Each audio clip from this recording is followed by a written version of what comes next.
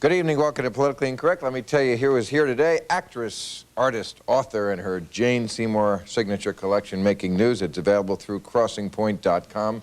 Jane Seymour, one of my favorites here. Michael Olowokandi. Did I say that right? That's correct. I hope so. You are, of course, former #1 draft pick, center for the Los Angeles Clippers, who are killing the Nets in the playoffs. I'll be the Lakers. Oh, that's the Lakers. I'm sorry. Funny guy. Debbie Schlussel, been with us many times. Glad you made one more appearance here. Sports attorney, columnist for PoliticalUSA.com, and of course, Penn, Jillette, one of my first guests ever back in New York on that little studio on 23rd Street, the talkative half of Penn and Teller. They'll be at the Rio. I was just there. A fabulous place. They treated me great in Las Vegas beginning June 14th. Give a hand to our panel.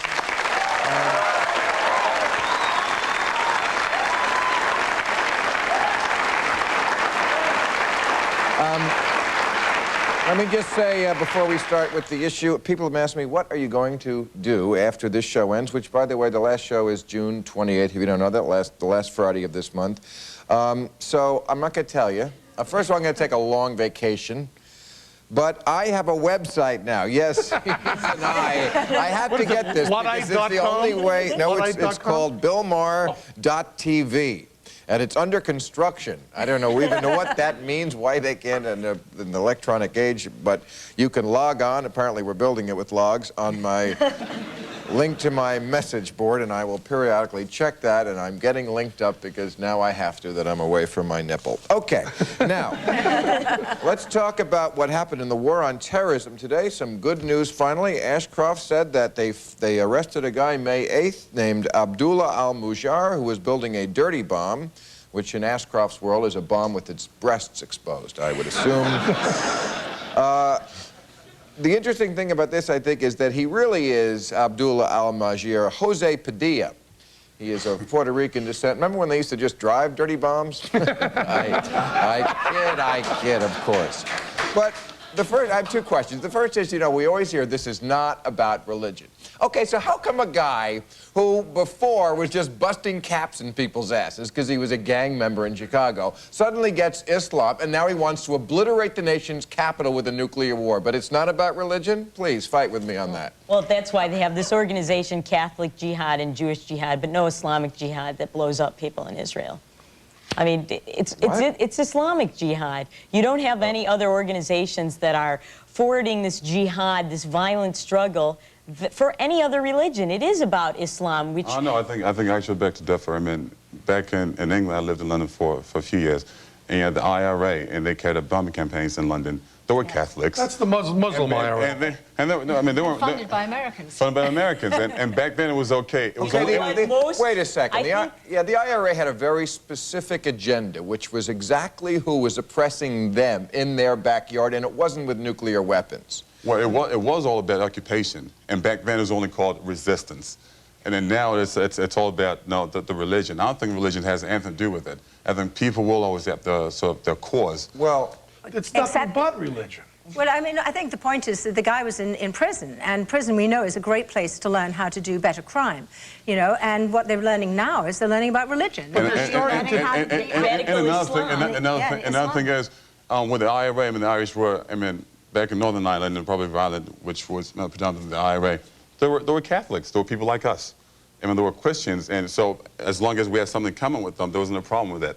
And then now, because we're talking about Muslims who are fighting for a cause, and I was never for the IRA, and I never had anything in common with them. I was never a Christian. Right. So. I'm not saying the methods. Neither was I. I'm not saying the methods are correct, but I think the fact that there are something other than what we are. There are struggles going on all over the world. Now we see it as us versus them. Did the IRA talk about getting rid of the infidels from the world? First the Jews from the Middle East, and then the infidels in the West? They killed millions of innocent children and women. That's true. Who did? But the Irish did. The IRA I don't know if it was millions. The Irish killed millions of innocent... Not millions. You're talking to an Irishman right over here, Not millions, not millions. Not millions. Not millions, but they did kill innocent kids and women. Okay. They did that. And continue to do so. He meant dozens. Same thing. Not dozens, millions, same thing. Definitely not dozens. It's a few orders of magnitude among friends. In retaliation for centuries of British oppression. But they still killed. It's about the method.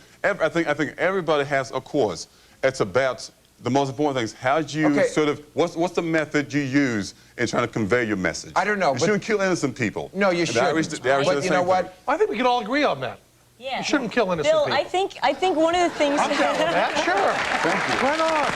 Don't kill innocent people. Oh. Every time it comes up with the Muslims, if people mention Tim McVeigh, the IRA, you know, you can go on with these red herrings until you're blue in the face, but they're going to blow us all up in the meantime. If you want to pretend that this is not a unique situation, fine. But you know what? We're all going to pay for it because this is a unique situation. Bill, the IRA didn't bring their over here. But Bill, in all honesty, though, I think a big reason why the government, the U.S. government, is saying that it's not about religion is because we're not trying to get the other Arab nations sort of mad at us. You don't want to get Egypt against you. That's You don't want to get Saudi. They're already against us. You don't want to get Syria and they are against you. against us. Bill, I think one thing that is very interesting, you know, Jane referred to the prisons and how this Jose Padilla converted to Islam at the prison, same place Mike Tyson converted to Islam. And the thing is that the organization that had the contract with the U.S. government to train the chaplains for the prison and military system was this thing called the Graduate School of Islamic Social Sciences. It was one of the organizations that was raided in Northern Virginia in March under Operation Green Quest. And Customs, under the warrant, said that the money they were getting from the Saudis, they were laundering $1.7 billion to the Isle of Man to fund terrorism. And this is the organization that is training the chaplains in the prisons and in our military. Yeah, and didn't he have a Muslim chaplain in the prison, this guy? But in response to that, I think it's very necessary to separate sort of extremist groups from the main religion. But everybody that does this Islam stuff has been hijacked by extremists, and the majority of the Islamic world is extremist. They're That's why hardcore Osama bin religious Laden people. is a hero. You don't see IRA posters in every Catholic kid in the United States room, but you see Osama bin Laden posters all over the Arab world. Even in Nigeria, you see them on the back of people's minivans. This was on PBS on Frontline.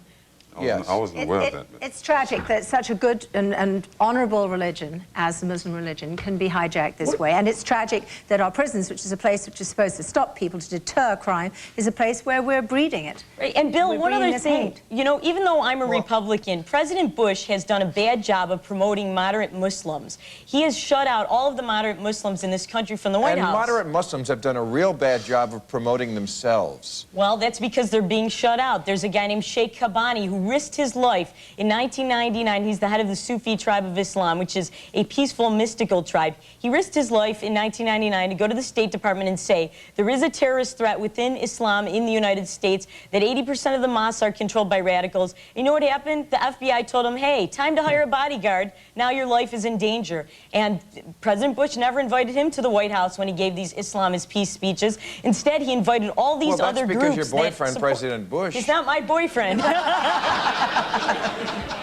I'm being critical here. I know, but the reason why he doesn't do that is because when trouble happens in the Middle East, he might speak out as he did for Israel for a little bit, but then he gets that knock on the door from the guy from Chevron who says, you know what, my friend who we do business with, we get the oil from, Abdullah, he says, could you really, the talk about Israel, it's hurting our business together. Yeah, that is, you know, that is part of it, but I think whenever you do have a problem, the first thing you have to do is sort of have damage control. And I think that's what the president's trying to do, but not waging a war against Islam, because you will include countries that have signed peaceful accords with the United States. King Hussein of Jordan.